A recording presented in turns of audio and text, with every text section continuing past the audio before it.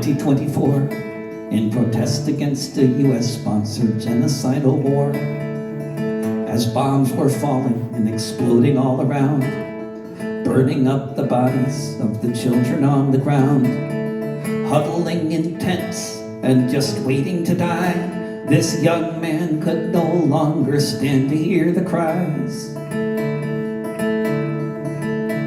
On International Drive in Washington, D.C., a young airman walked up to the Israeli embassy as mothers buried babies who had no milk within, as white phosphorous munitions burned off people's skin, as the troops were firing on those trying to find bread, as the body count was building up to 30,000 dead.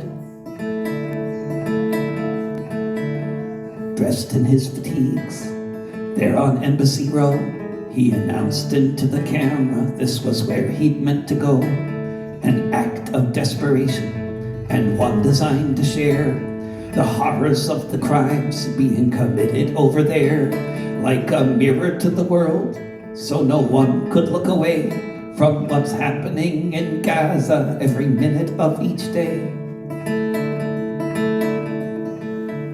He stood in front of the building, as ready as he'd get. He put his phone down so he could live stream it on the net. When he lit the fire, on the day he chose to die, with no way to stop the slaughter, at least he had to try. As the flames rose up, yellow, red, and blue, did he look up at the cross and wonder what would Jesus do? The Secret Service came to point a gun at Aaron's face. The airman didn't move, he just stood in place. He'd come to make a spectacle, that was understood.